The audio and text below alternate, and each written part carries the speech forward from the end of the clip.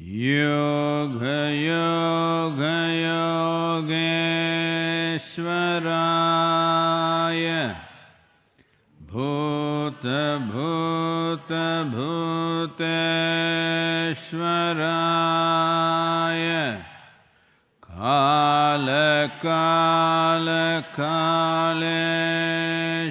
कालकालकालेश्वराय शिव शिव सर्वेश्वराय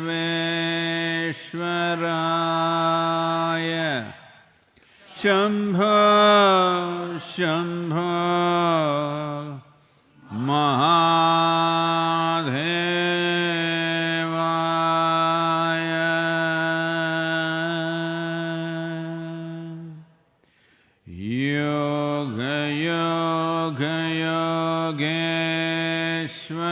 योगयोगयोगेश्वराय भूतभूतभूतेश्वराय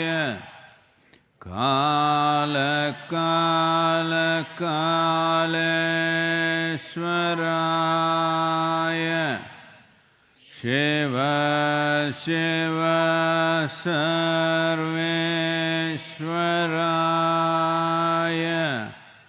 शम्भो शम्भो महादेवाय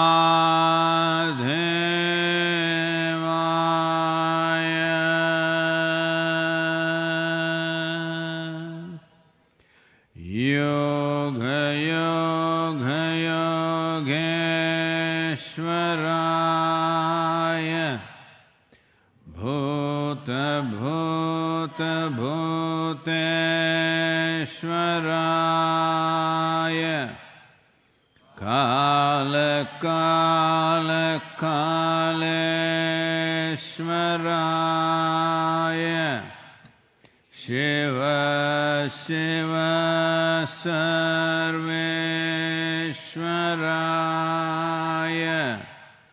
शम्भो शम्भो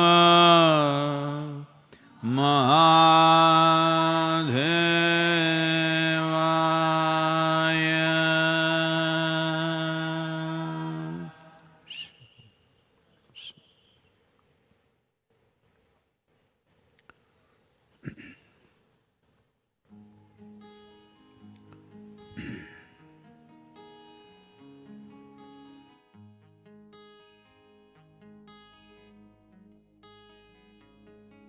समर्पण को तेरे प्रणाम, समर्पण को तेरे प्रणाम। ममता का तू है दूजा नाम, समर्पण को तेरे प्रणाम।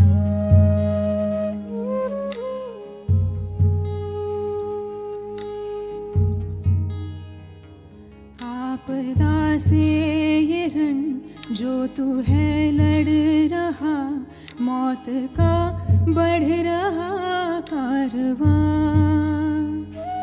तेरे हाथों से ही जग का आशीष है, तेरा जीवन तेरा ना रहा। किस पथ पर चले ना रुके ना डरे, विश्व तेरा ऋणी हो गया। सूरज की तरह तू अखंडित रहा, तेरा जीवन ही है प्रेरणा। समर्पण को तेरे प्रणाम, समर्पण को तेरे प्रणाम। ममता का तू है दूजा नाम, समर्पण को तेरे प्रणाम।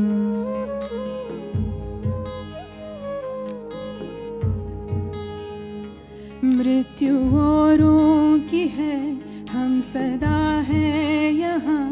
आज हमने ये भ्रम खो दिया, पल पुकारे हमें ढूंढ खुद में जीवन की ये क्या है जुबान, आदतों में बंधा मन ये अंधा हुआ, दोहराएंगे ना गलतियाँ, जाया होगी नहीं तेरी कुर्बानियाँ, तेरे साथ है हम यहाँ। समर्पण को तेरे प्रणाम, समर्पण को तेरे प्रणाम, ममता का तू है दूजना, समर्पण को तेरे प्रणाम, समर्पण को तेरे प्रणाम, समर्पण को तेरे प्रणाम।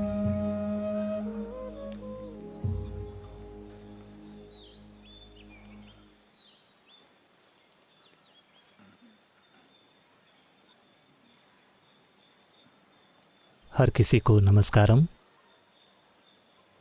तो हम अपना आभार व्यक्त करना चाहते हैं उन सभी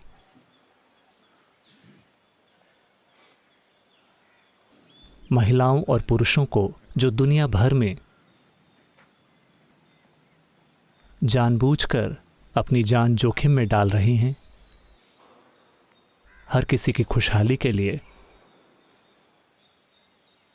जब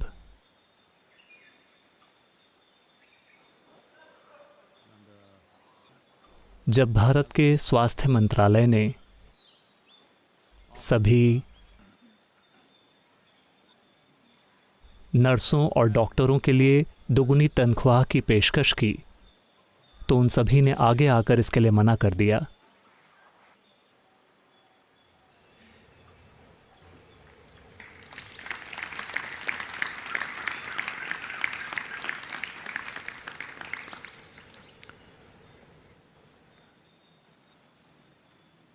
मेरे ख्याल से 1 लाख से ज़्यादा मौतें हो चुकी हैं दुनिया भर में, और उनमें से 5,000 से ज़्यादा मेडिकल प्रोफेशनल्स रहे हैं।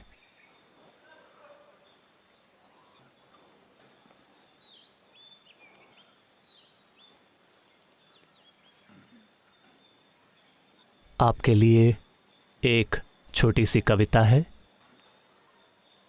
इसका शीर्षक है निर्लज्ज। एक मोर अपने भव्य पंखों को, रंग और रूप की अद्वितीय कृति को बिखेरता है और तीखी आवाज में चिल्लाता है, ध्यान खींचने के लिए अपनी बेहद सुंदरता की ओर। रहते हैं हम इस दुनिया में जो है विचलित, जिसका नहीं किया जा सकता बयां, और है ध्यान देने की क्षमता के कई पारितोषिकों से बेखबर। इस चुनौतीपूर्ण वक्त में हो अगर आपके पास कुछ कीमती, जिससे थोड़ी सी भी भलाई हो किसी जीवन की, खड़े होकर पुकारें, निर्लज्ज होकर चिल्लाएं।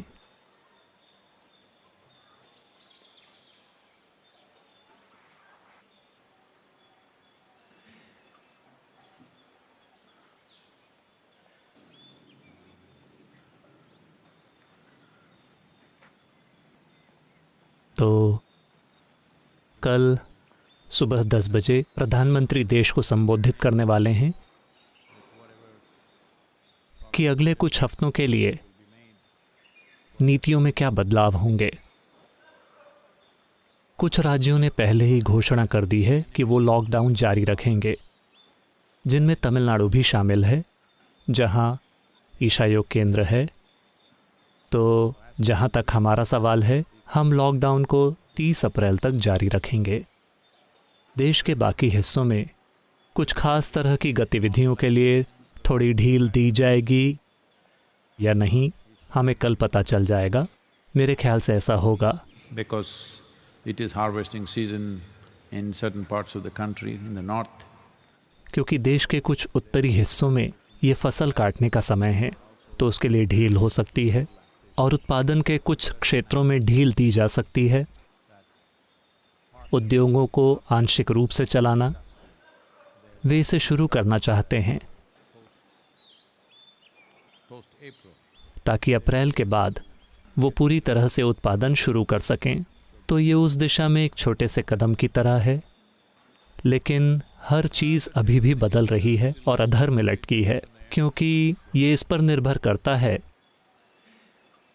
कि वायरस का मूड कैसा है और हम सब कितनी जिम्मेदारी से बर्ताव करते हैं। क्योंकि कितना बोझ होगा देश पर और दुनिया पर और इंफ्रास्ट्रक्चर पर और जो मेडिकल सेवाएं दुनिया में हैं उन पर, ये मोटे तौर पर इस पर निर्भर करता है कि हम कितनी जिम्मेदारी से पेश आते हैं, कितने असरदार तरीके से हम सुनिश्चित करते हैं कि वायरस हमारे पास ना आए। कोयम्बतूर शहर में भी कुछ इलाके पूरी तरह से बंद कर दिए गए हैं, पूरी तरह से। कुछ इलाकों में ब्लॉकेड है क्योंकि उन्हें कुछ मामले मिले और उन्होंने ऐसा करना तय किया जो इसे करने का एकमात्र तरीका है। सौभाग्य से अभी भी भारत में इन्फेक्टेड लोगों की संख्या और मौतों की संख्या भी काफ़ी हद तक नियंत्रण में है और बढ़ने की दर में थोड़ी कमी दिखी है। लॉकडाउन का असर दिख रहा है। सौभाग्य से अमेरिका में भी मौतों की दर में बढ़ोतरी नहीं हो रही है। पहले ये दिन में 2000 थी, इसमें एक तरह से थोड़ी कमी हुई है, लेकिन ऐसे इन्फेक्टेड लोगों की संख्या जो आईसीयू में हैं, मेरे ख्याल से वो संख्या बढ़ी है। तो हम अभी भी नहीं जानते कि ये किस दिशा में जा रहा है, क्योंकि ये बड़े देश हैं। भारत, अमेरिका, ये बहुत बड़े देश हैं। ये कुछ ऐसा है, कई दूसरे देशों की तुलना में यहाँ हर राज्य एक देश जैसा है। तो अमेरिका में आप कह सकते हैं कि 50 देश हैं। भारत में लगभग 25, राज्यों की दृष्टि से 28 देश हैं, क्योंकि आबादी और भौगोलिक जगह इतनी है। हम वाकई इसे ऐसे नहीं क्या कहें, पूरे देश के लिए संख्याओं पर गौर नहीं कर सकते। अभी मेरे ख्याल से अमेरिका में जो हो रहा है, शायद मैं संख्याओं को लेकर स्पष्ट नहीं हूं, लेकिन कम से कम 50% शायद बस न्यूयॉर्क राज्य से हों। शायद बाकी का देश उसी चीज़ से ना गुजर रहा हो, क्योंकि भौगोलिक दूरियां बहुत ज़्यादा हैं और अगर लोग जिम्मेदारी से बर्ताव करते हैं तो इसे वहीं रोका जा सकता है। तो यहाँ हम हैं और ये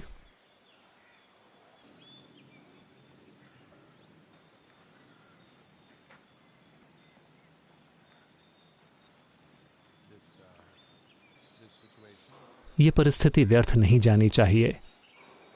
कई लोगों की जानें गई हैं, उसे व्यर्थ नहीं जाना चाहिए। कितने ही लोग मरे हैं, 1 लाख से ज़्यादा लोग मरे हैं। हमें इसे व्यर्थ नहीं जाने देना चाहिए। हमें इस समय का इस्तेमाल करना चाहिए। 16-17 दिन और उपलब्ध हैं यहाँ और भारत में और हम सब के लिए। जैसा कि मैंने पहले कहा, हम में से हर किसी को कोशिश करनी चाहिए कम से कम 10% सुधार हम जो हैं उसमें, शारीरिक स्तर पर, मानसिक स्तर पर, भावनात्मक स्तर पर, हम जो कर रहे हैं उसकी काबिलियत के स्तर पर 10% सुधार। पूरी दुनिया रहने के लिए एक बेहतर जगह होगी। मेरा यकीन कीजिए, अगर हर कोई अभी जैसा है उससे 10% बेहतर हो जाता है। वैसे आध्यात्मिक समुदायों में ये होता है, लेकिन अगर हर कोई इसे करता है, आप खुद को बेहतर बनाने के लिए 2-3 हफ्ते की छुट्टी लीजिए। शरीर का, मन का, भावनाओं का और काबिलियत का अपग्रेड अगर आप खुद के लिए करते हैं जागरूकता के साथ, हो सकता है कि ये इस बारे में जागरूक हुए बिना हो रहा हो आपके कामकाज और जीवन की प्रक्रिया में, लेकिन मैं कह रहा हूँ एक सोची समझी छुट्टी, बस खुद को अपग्रेड करने के लिए। अगर हर कोई ये करता है तो मेरे ख्याल से कुछ सालों में हमें इस महामारी का खेद नहीं रहेगा, क्योंकि हमारे पास एक कहीं बेहतर मानवता होगी और आगे बढ़ने का सिर्फ यही तरीका है। So the losses that we have taken in terms of life, the losses that we will take, जीवन के संदर्भ में हमने जो नुकसान उठाया है, आर्थिक नुकसान के संदर्भ में हम जो नुकसान उठाएंगे और इसके कारण जो सामाजिक व्यवधान होंगे, हमें उनकी भरपाई इंसानी जीवन के अपग्रेड से करनी चाहिए, क्योंकि आखिरकार हमारे लिए सिर्फ यही मायने रखता है। मेरे ख्याल से कुछ सवाल हैं। ये सवाल प्रशांत का है। नमस्कारम सद्गुरु। जब हम इस शरीर और मन के साथ जीवित रहते हैं तो हम कर्म इकट्ठे करते रहते हैं। मैं जानना चाहता हूँ कि जब हम अपना शरीर और मन छोड़ते हैं तो क्या वो कर्मों को संभालने का बेहतर समय होता है? क्या वो इन्फेक्टेड हैं?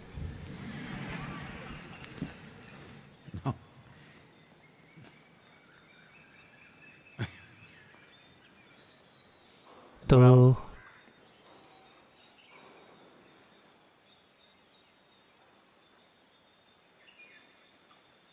कई सारे लोग इसे सुन रहे हैं। मैं बस सोच रहा हूँ कि इसके लिए एक संदर्भ कैसे तैयार करूँ, क्योंकि इस सवाल में बहुत सी चीज़ें शामिल हैं। इसे सरलता से कहें तो, इसे बहुत ही सरलता से कहें तो, जब आप कोई चीज़ बहुत ही सरलता से कहते हैं तो उसमें छेद हो सकते हैं। तो आप में से जो कोई भी ऑनलाइन देख रहे हैं, अगर आपको बात में कोई छेद मिले तो कल एक सवाल के साथ वापस आइए, हम इस कर्म के धंधे को जारी रखेंगे। अगर आपको ये ना पता हो, बस मेरे लिए बस 2-3 घंटों का काम और बचा है कर्म वाली किताब को पूरा करने के लिए, जो अमेरिका और बाकी की दुनिया में छपने को जाएगी। तो 1 साल से ज़्यादा समय से इस पर काम चल रहा है और इसे अगले कुछ दिनों में पूरा हो जाना चाहिए। तो कर्म क्या है? देखिए, कर्म जानकारी है या याददाश्त है जो कई स्तरों पर होती है, जो आपको वो बनाती है जो आप हैं। आप जो हैं वो आप सिर्फ उस कार्मिक याददाश्त की वजह से हैं जो आपके पास है। तो ये एक समस्या कब बन गई?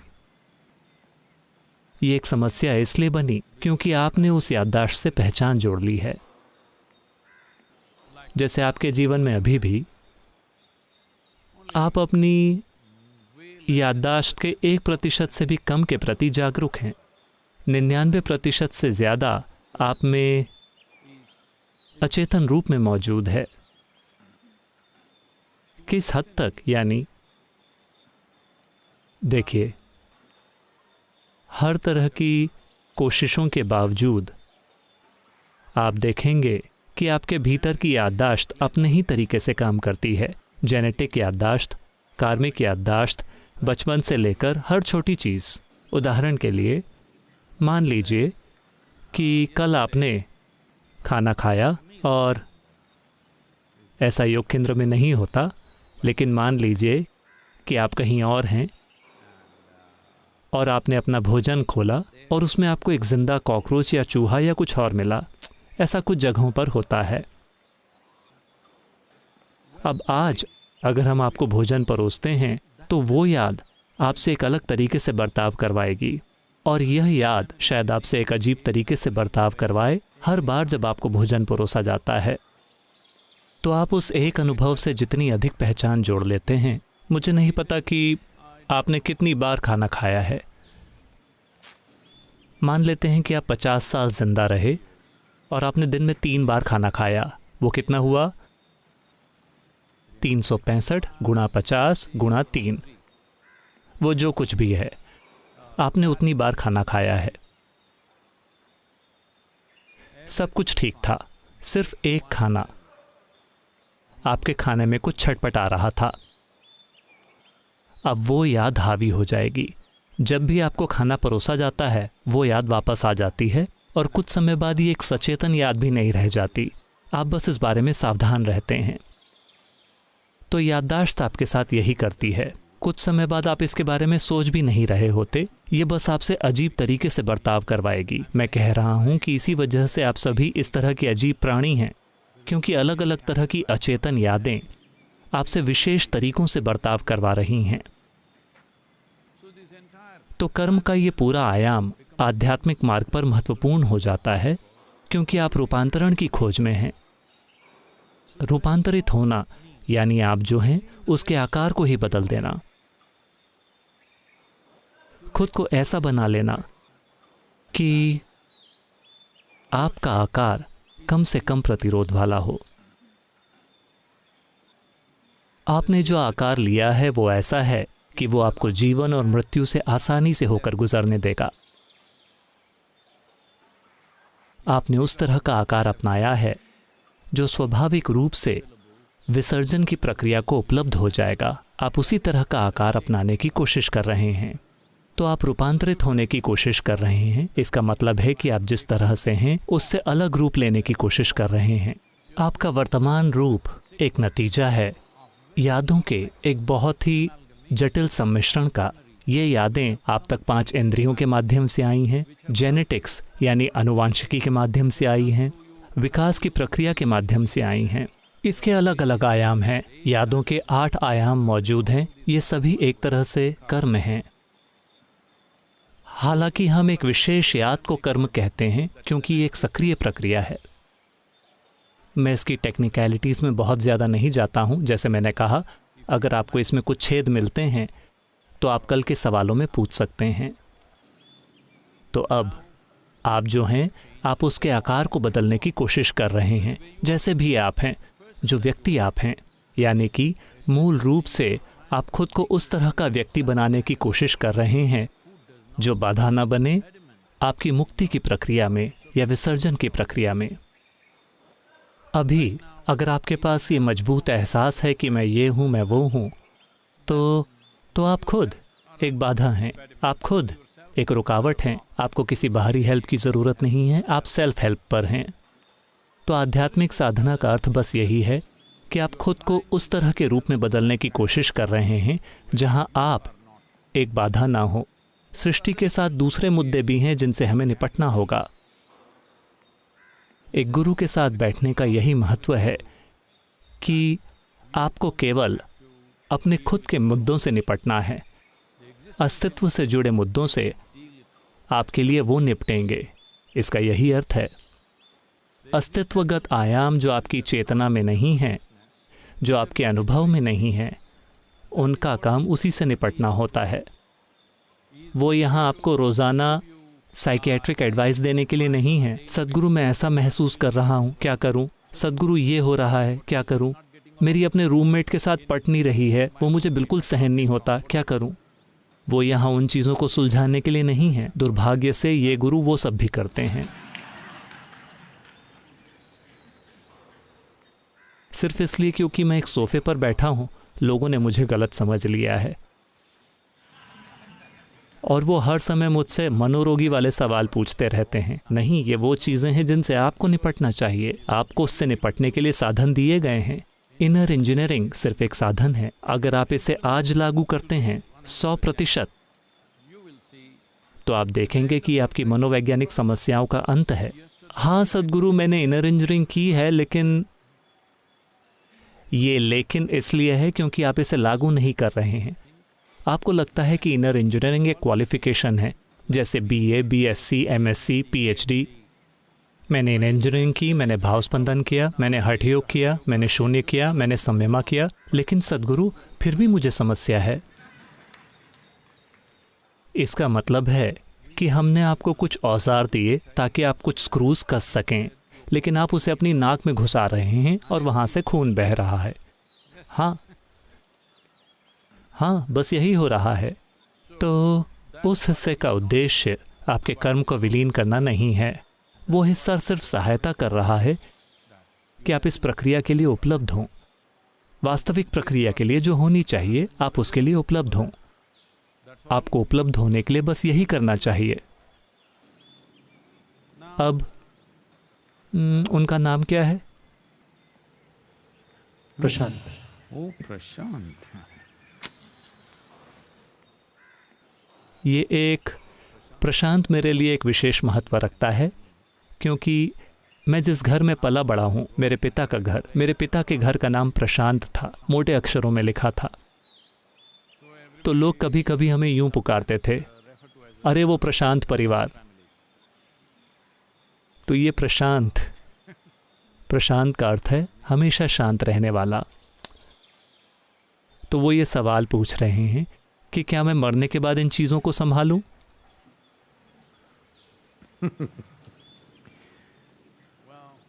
ऐसा हुआ। ये एक फ्रेंच यूनिवर्सिटी में हुआ। इतिहास के प्रोफेसर छात्रों को समझा रहे थे कि क्रांति से पहले कानून आम लोगों के लिए इतना क्रूर था कि अगर आप एक मुर्गी चुराते हैं तो एक हाथ काट दिया जाएगा पहले अपराध के लिए। दूसरा अपराध, दूसरा हाथ काट दिया जाएगा। तीसरा अपराध, वो आपका सिर काट देंगे। तो एक स्टूडेंट जो पीछे की तरफ बैठा था, उसने पूछा, दोनों हाथों के काटे जाने के बाद कोई मुर्गी कैसे चुराएगा?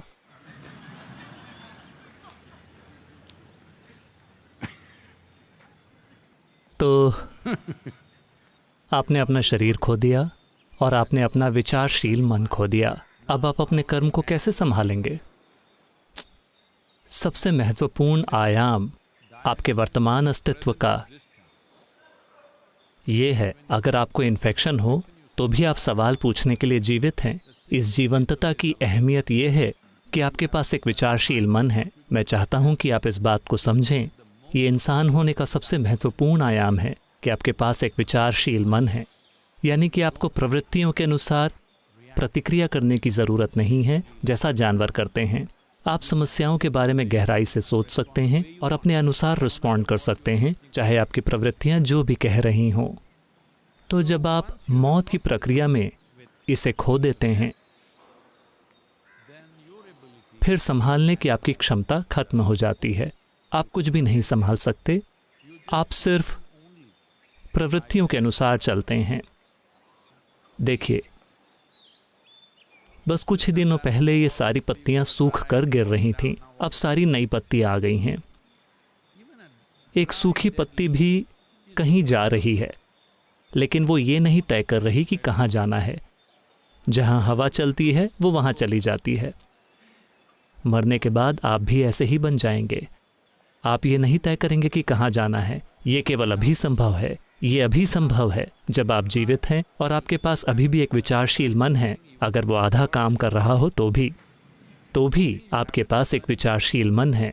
अभी आप तय कर सकते हैं कि कहाँ जाना है। ये विशेषाधिकार कि मेरे जीवन को कहाँ जाना चाहिए, ये विशेषाधिकार छीन लिया जाएगा जिस पल आप अपना शरीर और अपना विचारशील मन खो देते हैं। आपको ये पता होना चाहिए कि यही इंसान होने का महत्व है। जब आप एक बंदर थे तब आपके पास विचारशील मन नहीं था। जब आप एक रेंगने वाले जंतु थे तब आपके पास एक विचारशील मन नहीं था। अब जबकि आप एक इंसान बन गए हैं, इससे फर्क नहीं पड़ता कि आप किस किस्म के हैं।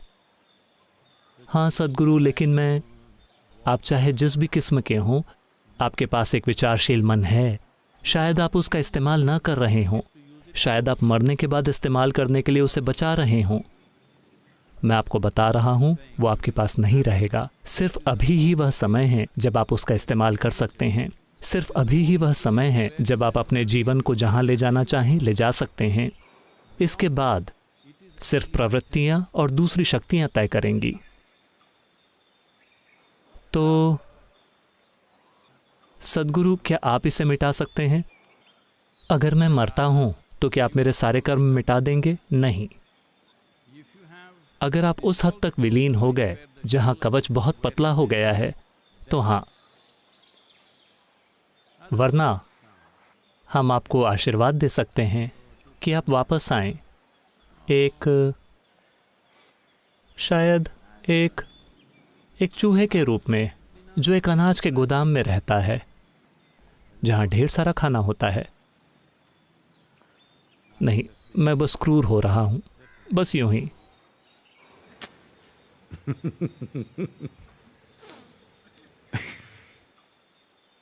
क्योंकि मैं चाहता हूं कि आप समझें कि मेरे किसी हस्तक्षेप के लिए, अस्तित्व के स्तर पर प्रासंगिक हस्तक्षेप के लिए आपको सलाह देना नहीं, आपको शिक्षा देना नहीं।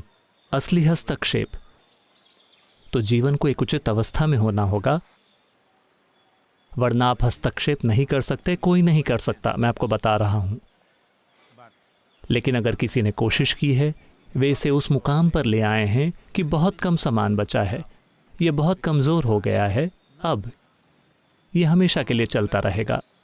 जब मैं कहता हूं हमेशा के लिए, क्योंकि समय अभी ये जिस तरह से चल रहा है, समय सिर्फ अपने भौतिक शरीर के कारण आपको समय का इस तरह का अनुभव है। ये दर्शन अगर ये 40 मिनट का होने के बजाय, अगर नहीं, ये इसे कहने के लिए अच्छा समय नहीं है, मान लीजिए कि आपके पास शरीर नहीं होता, मैं आपको यहाँ 40 लाख सालों के लिए बिठा कर रखूंगा, क्या समस्या है बताइए? ये लगभग वैसा ही होगा। 40 मिनट या 40 लाख साल या 4 करोड़ साल आपके लिए एक समान ही होंगे। चूंकि आपके पास शरीर है, इसलिए समय महत्वपूर्ण बन गया है। यही वजह है कि जब मृत्यु का पल करीब आता है तो लोग हमेशा जाने वाले व्यक्ति के लिए शांतिपूर्ण, प्यार भरा और खुशनुमा माहौल बनाने की कोशिश करते हैं, क्योंकि अगर वो उस अवस्था में शरीर छोड़ते हैं, एक बार फिर जैसा आप सब ने महसूस किया है, किसी दिन अगर आप बहुत उदास हैं तो एक दिन 10 सालों जैसा लगता है।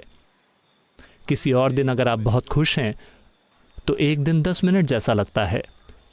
तो हम ये पक्का करना चाहते हैं कि जो इंसान जा रहा है वो सुखद अवस्था में जाए, ताकि वो समय की लंबाई ना महसूस करे, वो उस अवस्था में दुख ना पाए, क्योंकि वो बस यूं ही बीतती जा रही है।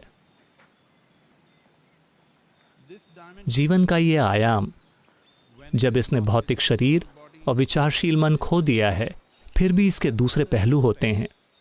वो कितने सक्रिय हैं, ये इस पर निर्भर करता है कि आपने अपने कार्मिक पदार्थ के साथ कितनी पहचान जोड़ रखी है।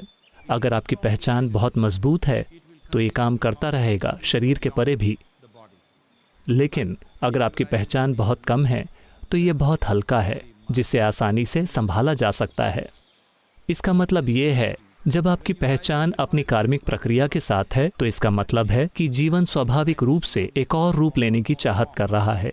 ये एक और रूप लेने की चाहत कर रहा है। आप उस जीवन के साथ हस्तक्षेप नहीं कर सकते, आपको बस उसे अनुमति देनी होगी। ज़्यादा से ज़्यादा उसका ऐसा रूप लेने के लिए थोड़ा मार्गदर्शन किया जा सकता है जो फ़ायदेमंद हो, लेकिन आप उस जीवन के साथ पूरी तरह से हस्तक्षेप करके उसे समाप्त या मुक्त नहीं कर सकते। तो केवल वो जीवन जिसकी पहचान अपने खुद के कार्मिक पदार्थ के साथ बहुत कम है, उस जीवन में आप हस्तक्षेप कर सकते हैं। तो ये महत्वपूर्ण है अभी हम जो कर रहे हैं।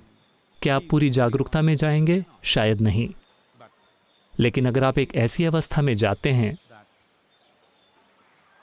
जहां चीजें कम से कम हो गई हैं, आपका कर्म कम से कम हो गया है, आप सिर्फ प्रारब्ध के साथ काम कर रहे हैं, संचित कर्म या कर्म का भंडार या कर्म का गोदाम जो आपके साथ है, उसे अभी निपटाया नहीं गया है, लेकिन उसे आसानी से आपसे अलग किया जा सकता है, क्योंकि उसके साथ आपकी सचेतन पहचान नहीं है। उसे अलग किया जा सकता है। अब वो कार्मिक पदार्थ जिसके साथ अभी आपकी सचेतन पहचान है, मैं ये हूँ, मुझे ये पसंद है, मुझे ये पसंद नहीं है, आप इसी तरह से अपने कार्मिक पदार्थ के साथ अपनी पहचान स्थापित कर रहे हैं। अगर ये मजबूत है तो आप बस यूं ही हस्तक्षेप करके उसे तोड़ नहीं सकते। देखिए, इस जीवन प्रक्रिया की पॉलिसी मैंने नहीं बनाई है, ठीक है? पॉलिसी कहीं और बनी है। हस्तक्षेप एक अलग आयाम है। ऐसा हुआ, एक सेंटीपीड, आप सेंटीपीड जानते हैं, 100 पैरों वाला कीड़ा। एक सेंटीपीड को गठिया हो गया, बड़ी समस्या, 100 घुटनों में दर्द हो रहा था। क्या आप कल्पना कर सकते हैं, अगर आपको गठिया होता है, आपके टखने, जोड़ या घुटने के जोड़ों में दर्द होता है, सिर्फ 2, ज़्यादा समस्या नहीं है। अगर आप एक सेंटीपीड हैं तो 100 समस्याएं हैं। तो वो एक बुद्धिमान उल्लू की सलाह लेने के लिए गया। उल्लू को दुनिया में हर जगह एक बुद्धिमान पक्षी माना जाता है, भारत में छोड़कर। भारत में उल्लू या गूबे का अर्थ है कि आप एक बेवकूफ व्यक्ति हैं। दुनिया में बाकी हर जगह उल्लू को बुद्धिमान पक्षी माना जाता है, तो ये बात भारत की नहीं है। तो सेंटीपीड ने उल्लू के पास जाकर पूछा मेरे सभी 100 पैरों में गठिया हो गया है। मुझे क्या करना चाहिए? तो उल्लू ने उसे देखा और सलाह दी, मुझे लगता है कि तुम्हारे लिए सबसे अच्छी चीज़ होगी किसी जानवर के रूप में आना। एक चूहे के रूप में आना सबसे अच्छा होगा। तुम्हें केवल 4 समस्याएं होंगी। तुम्हें फिर भी गठिया होगा, लेकिन तुम्हारे पास केवल 4 समस्याएं होंगी। अभी तुम्हारे पास 100 समस्याएं हैं, ये 4 हो जाएंगी, तुम अच्छा महसूस करोगे। आपके साथ ऐसा हुआ है ना? आपको इतनी सारी समस्याएं थीं, आपने इनर इंजीनियरिंग की, शायद उनमें से आधी चली गई या शायद केवल 4 चली गई, मुझे नहीं पता कि क्या हुआ, या 96 चले गई, और आप बहुत अच्छा महसूस कर रहे हैं। इसका मतलब ये नहीं है कि सब कुछ चला गया है। आपने जिसकी अनुमति दी है सिर्फ वही गया है। आपको ये समझना होगा, आप जिसकी अनुमति देते हैं वही आपको छोड़ता है। आप जिस चीज़ को पकड़े रहते हैं वो आपके साथ रहती है। तो सेंटीपीड ने इसके बारे में सोचा और उसे लगा कि ये एक अच्छा आइडिया है। फिर उसने पूछा, मैं एक चूहा कैसे बनूं? उल्लू ने कहा, नहीं, हम यहाँ केवल पॉलिसी बनाते हैं। हस्तक्षेप के लिए आपको कहीं और जाना होगा। यही सृष्टि है, इसने केवल नीति बनाई है। हस्तक्षेप आपको इसके लिए खास तरीके से आना होगा। तो कर्म या कार्मिक पदार्थ ऐसा है कि इसके बिना आप जिंदा नहीं रह सकते, लेकिन अगर आप इसके साथ ज़रूरत से ज़्यादा पहचान बना लेते हैं तो आप जितने कदम इसके साथ चलते हैं आप अधिक से अधिक उठाते जाएंगे। ये कुछ ऐसा है, आपकी पहचान गोंद की तरह है। मान लीजिए कि आपने खुद के ऊपर गोंद पोत ली और आप सड़क पर चलने लगे। 10 मिनट में ही आपने इतना कुछ इकट्ठा कर लिया होगा। अभी सोशल डिस्टेंसिंग है तो कोई बात नहीं, वरना अगर आप किसी को छूते हैं, आप हाथ में लाते हैं, आप इसे छोड़ नहीं सकते। आप किसी को गले लगाते हैं, आप गए काम से। कल्पना कीजिए 5 दिनों में आपकी क्या हालत होगी। जो कुछ भी आपने छुआ वो आपसे चिपक गया। यही कर्म है। आपके जीवन में बस यही हो रहा है। एक उल्लास से भरे बच्चे जो आप थे, इतने खुश और शानदार, वो क्यों? सिर्फ इसलिए क्योंकि बोझ इतना भारी है। आपको बस इतना करना है कि कर्म को गिराने की कोशिश मत कीजिए। घोलने वाला द्रव्य ऐसा है कि जितना हो सके उतना गोंद को हटा दीजिए। कुछ चीज़ें फिर भी चिपकी रहती हैं, लेकिन मोटे तौर पर गोंद निकल गई है। तो भले ही ये वहाँ हो, फिर भी ये असल में ज़्यादा चिपकती नहीं है। जब गोंद वास्तव में अच्छी है, अगर मैं लेने की कोशिश करता हूँ तो चमड़ी उधड़ जाएगी। हाँ, अगर ये वास्तव में अच्छी तरह से चिपका है तो चमड़ी निकल आएगी। अगर ये हल्के से चिपका हुआ है तो हम बस कम दर्द के साथ इसे निकाल सकते हैं। अगर ये बिल्कुल भी चिपका नहीं है तो बहुत आसानी से हम आपको शॉवर के नीचे खड़ा कर सकते हैं। तो आपको ऐसा ही होना चाहिए। जब तक आपके मरने का समय आता है, ये जब भी हो, आपको ऐसा बन जाना चाहिए कि आपकी गोंद निकाल ली गई है काफ़ी हद तक। अगर मैं बस आकर ऐसा करूं तो इसे चले जाना चाहिए, वरना हमें चमड़ी और मांस को उधेड़ना होगा। वो आपके लिए अच्छा नहीं है, वो मेरे लिए अच्छा नहीं है। मुझे किसी को यातना देना पसंद नहीं है। तो परसों शाम 7:30 बजे सभी वॉलंटियर्स के साथ हम फ़ोन पर बात करेंगे, दुनिया भर के सभी अंग्रेज़ी बोलने वाले वॉलंटियर्स के साथ। 15 तारीख 7:30 बजे, 15 अप्रैल शाम 7:30 बजे भारतीय समय, इंडियन स्टैंडर्ड टाइम, हम आप सभी के साथ फ़ोन पर बात करेंगे। अगर आपको लगता है कि आपका नंबर ईशा के डेटाबेस में नहीं है तो कृपया ये पक्का करें कि ये वहाँ हो। मैं बस आपके साथ 15-20 मिनट के लिए बात करना चाहता हूँ। ये उस तरह का समय है जब हमें बोलने की ज़रूरत है। तो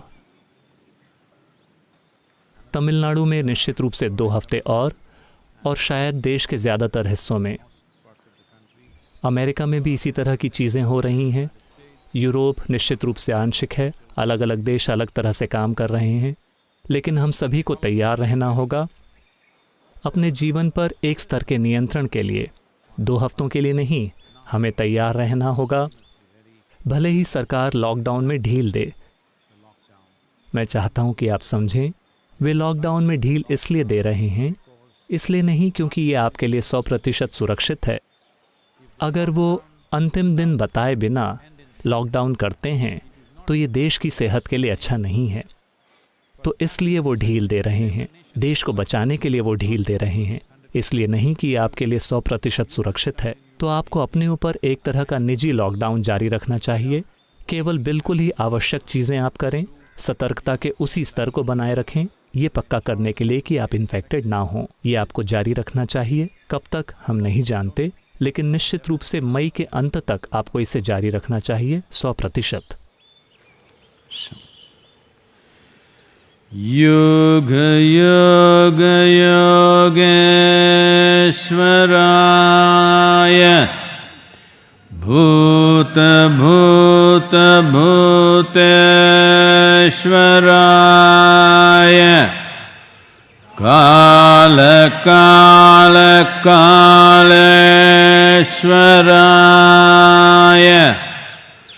शिव शिव सर्वेश्वराय शंभो शंभो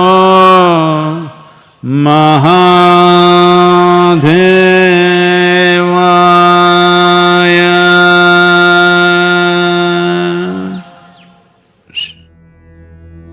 योग योग योगेश्वराय भूत भूत भूतेश्वराय काल काल कालेश्वराय शिव शिव सर्वेश्वराय शंभो शंभो महादेवाय। योग योग योगेश्वराय भूत भूत भूतेश्वराय काल काल कालेश्वराय शिव शिव सर्वेश्वराय शंभो शंभो महादेवाय।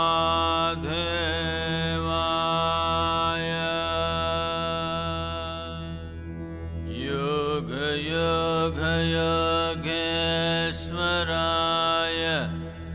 भूत भूत भूतेश्वराय काल काल कालेश्वराय शिव शिव सर्वेश्वराय शंभो